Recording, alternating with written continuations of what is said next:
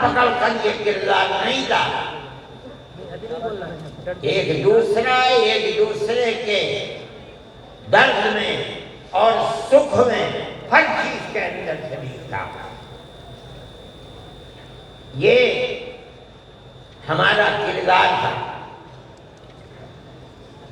ہم نے اس طرح سے اس ملک کو آزاد کرایا، کوئی نہیں تھا آزادی کی آواز اٹھانے والا۔ 1803 سے ملک کے لیے قربانی دینے والے 1857 کے اندر صرف دہلی کے اندر 33,000 علماء کو قتل کیا گیا۔ سنبھل میں، مراد آباد میں، میرٹھ میں سینکڑوں علماء کو جس کے جسم کے اوپر لباس عالموں جیسا ہوتا تھا اس کو پھانسی کے تختے پر چڑھا دیا جاتا تھا۔ کوئی نہیں تھا، کانگریس کا وجود بھی نہیں تھا۔ کانگریس تو بنی ہے 1883 میں اور 1885 میں اس کا پہلا اجلاس ہوا ہے، جبکہ 1803 سے حضرت شاہ عبدالعزیز صاحب نے اعلان کر دیا تھا کہ ہمارا ملک مسلمانوں کا یا ہندوؤں کا ملک نہیں رہا، یہ انگریزوں کا ملک ہو گیا، ہم غلام بن گئے۔ اب غلامی کی زنجیروں کا توڑنا اور جہاد کرنا ہر ایک کا فرض ہے، اور اس کے بعد جہاد پر لگ گئے۔ کوئی مائی کا لال نہیں تھا جو انگریز کی اس طاقت کے مقابلے میں کھڑے ہو کر غلامی کی زنجیروں کو توڑنے کے لیے اپنی زبان کو کھول سکے۔ اس اعلان کے تقریباً 80-82 سال کے بعد کانگریس بنی، اور کانگریس کا جو مقصد تھا جو آج بھی کتابوں میں موجود ہے وہ ملک کی آزادی نہیں تھا۔ مقصد تھا کہ جو دو جہاد ہوئے ہیں 1832 اور 1857 میں، اس کی وجہ سے جو ملکہ برطانیہ اور ہندوستان کے بسنے والوں کے درمیان دوری ہو گئی ہے، اس دوری کو دور کیا جائے اور حالات کو صحیح کیا جائے۔ علماء کا یہ نظریہ نہیں تھا۔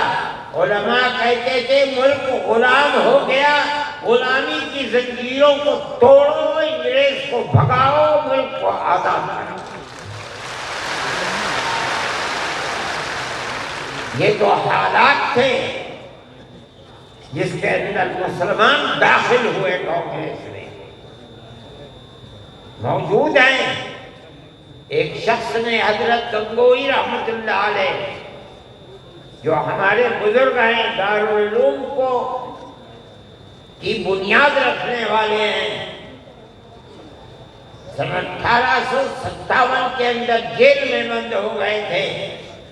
یہ سمجھتے تھے کہ قتل کر دیا جائے گا بغاوت کے الزام میں، لیکن چھوٹ گئے۔ ان سے پوچھا کہ ایک جماعت بنی ہے جس کے بنیادی کردار ہندو بنا رہے ہیں، کیا مسلمانوں کے لیے اس میں شریک ہونا جائز ہے؟ حضرت نے فتویٰ دیا جس طرح ایک ہندو اور ایک مسلمان کاروبار اور بزنس میں شریک ہو سکتا ہے، تو اسی طرح کانگریس کے ساتھ مسلمان شریک ہو سکتا ہے، بشرطے کہ اپنے دین کا نقصان نہ ہو۔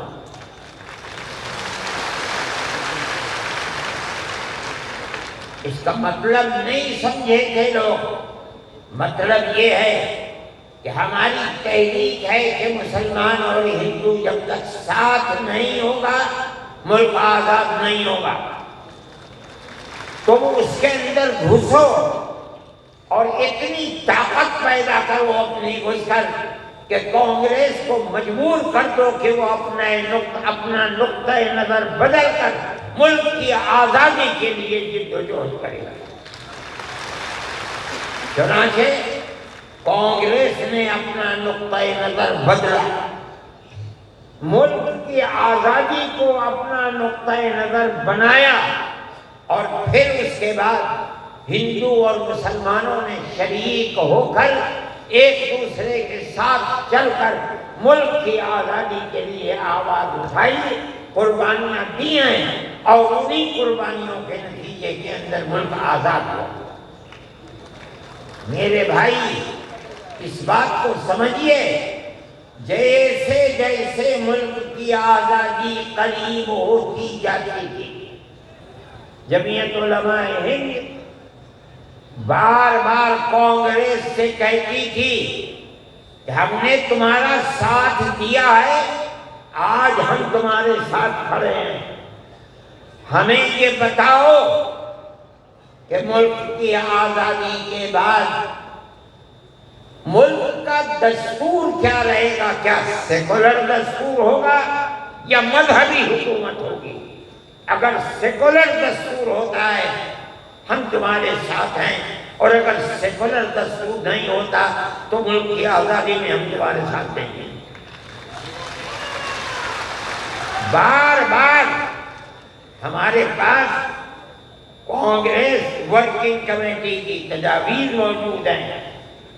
کانگریس بار بار عہد کرتی ہے کہ ملک آزاد ہوگا تو ملک کا دستور سیکولر دستور ہوگا، ہر اقلیت کو اپنے مذہب کے اوپر آزادی سے چلنے کا اختیار ہوگا. چنانچہ ملک آزاد ہو گیا. اب ملک کی آزادی کے بعد ایک طبقہ اٹھا جس نے یہ کہا کہ کھیر مل گئی ہے، اب اسے کھانے کا وقت آ گیا ہے. انہوں نے کہا کہ ملک کی دستور ہندو دستور بنے گا، سیکولر دستور نہیں بنے گا. جمعیت علماء کے لوگ تھے، مولانا ابوالکلام آزاد تھے جو جمعیت علماء کی ورکنگ کمیٹی کے ممبر تھے، مولانا مدنی تھے، مفتی اعظم مفتی کفایت اللہ تھے، مولانا حفظ الرحمن سبحانی تھے، اور ان کے پیچھے لاکھوں آدمی تھے. انہوں نے کہا جو ہم سے وعدے کیے ہیں ان وعدوں کو پورا کرو.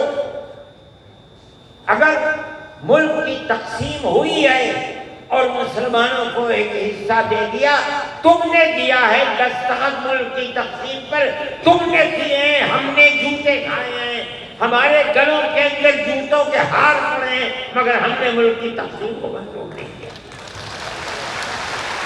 ہم سے جو وعدہ کیا تھا اس وعدے کو پورا کرو.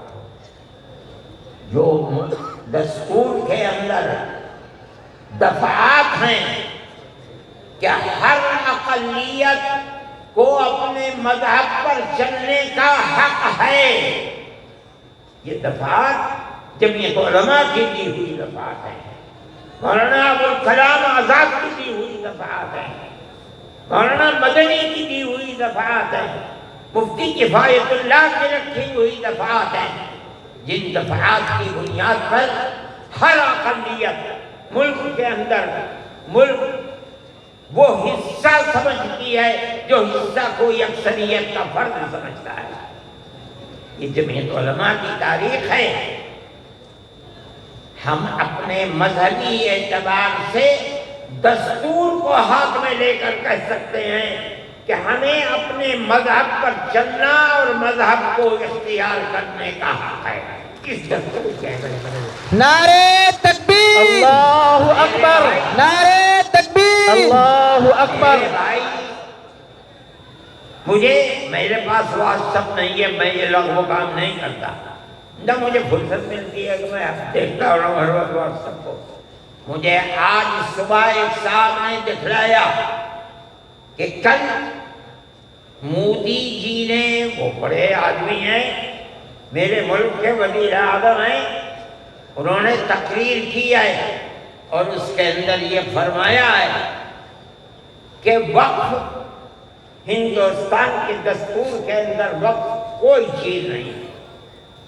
مجھے حیرت ہوئی کہ ایک ملک کا وزیر اعظم اور ہندوستان کا ایسا وزیر اعظم یہ بات کہہ رہا ہے. میں کہتا ہوں کہ وقت قرآن کا فیصلہ ہے، اللہ کے نبی حضرت محمد کا فیصلہ ہے. نعرہ تکبیر، اللہ اکبر. وقف کا لفظ نہیں آیا، لیکن یہ بات آ گئی 2526 دفعات کے اندر کہ اس ملک میں ہر اقلیت کو اپنے مذہب کو پکڑنے، اپنے مذہب کو چلنے کا اختیار ہے. کیا مطلب یہ ہے؟ کل کو آپ کھڑے ہو کر کہہ دیں کہ نماز کا ذکر دستور کے اندر نہیں ہے، حج کا نام دستور کے اندر نہیں ہے، زکوٰۃ کا نام دستور کے اندر نہیں ہے، رمضان کے روزوں کا نام دستور کے اندر نہیں ہے، اس لیے ہر چیز کو مٹا دیا جائے. یہ کیا چیز ہے؟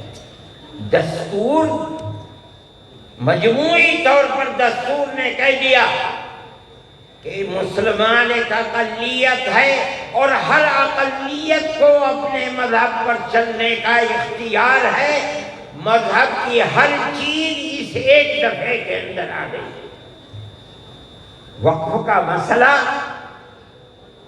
اسلام کے اندر جو چیز اسلام کی ہے مذہب، وہ چیز ہے جو قرآن کے اندر ہے. ایک دوسری وہ چیز ہے جس کو ہمارے آقا حضرت محمد صلی اللہ علیہ وسلم نے فرما دیا. یہی تو اسلام کی بنیادیں ہیں. سمجھو، قرآن کی آیت ہے 4 سپارے کی پہلی آیت، لن تنالوا البر حتى تنفقوا مما تحبون. لن تنالوا البر، ہرگز تم جنت کو نہیں پا سکتے. بر کی تفسیر مفسرین جنت سے کرتے ہیں. اے مسلمانوں کان کھول کر سن لو، ہرگز تم جنت کو نہیں پا سکتے یہاں تک کہ تم اپنے اس مال کو اللہ کی رضا کے لیے خرچ کرو جو تمہارے پاس ہے. جس مال کو سے تمہیں محبت ہے اس مال کو تم اللہ کی رضا کے لیے خرچ کرو. اسلام ایسا مذہب تھوڑی ہے. جب یہ آیت اتری اللہ کے نبی نے بیان فرمائی تو نسائی کی حدیث ہے کہ ابو طلحہ انصاری رضی اللہ تعالیٰ عنہ جو ایک دولت مند آدمی تھے، وہ اللہ کے نبی کے پاس آئے اور آ کر کہا کہ یا رسول اللہ، اللہ ہم سے ہمارے مال کے بارے میں فرماتا ہے کہ اگر تم جنت کے طالب ہو تو جو مال سب سے اچھا ہے تم اس کو اللہ کے راہ میں خرچ کر دو. یا رسول اللہ، میرا سب سے بہترین مال فلانی زمین ہے، میں آپ کو گواہ بناتا ہوں کہ میں اس کو اللہ کے لیے وقف کرتا ہوں. یہ حدیث موجود ہے نسائی کے اندر. مذہب اور کس چیز کا نام ہے؟ جو اللہ نے فرمایا وہ مذہب ہے، جو رسول اللہ نے فرمایا وہ مذہب ہے. مجھے حیرت ہے کہ مودی جی ہمارے مذہب کے بارے میں فیصلہ کرتے ہیں کہ وقف کے اندر، وقف کا ذکر دستور کے اندر. ارے بابا، دستور کے اندر مذہب اسلام کو ہر اقلیت کو اپنا مذہب قبول کرنے کا اختیار آزادی کے ساتھ. یہ ہمارا مذہب ہے، وقف ہمارا مذہب ہے. اللہ نے فرمایا، رسول اللہ نے فرمایا. حدیث کے اندر آتا ہے کہ جب انسان مر جاتا ہے، یہ مسلم کی حدیث ہے، اذا مات الانسان انقطع عمله عنه، جب آدمی مر گیا اب اس کے اندر کام کرنے کی طاقت بھی نہیں ہے، اب اسے کسی چیز کا ثواب ملتا تھا، نماز پڑھنے کا، روزہ رکھے، نہ نماز پڑھ سکتا ہے نہ روزہ، مگر فرماتے ہیں 3 چیزیں ایسی ہیں مرنے کے بعد بھی آدمی قبر میں چلا گیا اسے ثواب ملتا رہتا ہے۔ کیا ہے؟ اس کے اندر پہلی چیز ہے صدقۃ جاریۃ، ایسا صدقہ کر کے جانا کہ جو اس کا ثواب برابر جاری رہے۔ مثال کے طریقے پر کوئی کنواں کھدوا دیا، یہ اللہ کے لیے وقف ہے، 100 سال 200 سال 1000 سال اگر اس کنویں سے پیاسا پانی پیے گا اس آدمی کو پہنچے گا جو مر گیا 100 سال پہلے، اس نے بنوایا تھا کنواں۔ اسی لیے مسلم کی روایت ہے اور اس کے شارح امام نووی فرماتے ہیں کہ مراد اس سے وقف ہے۔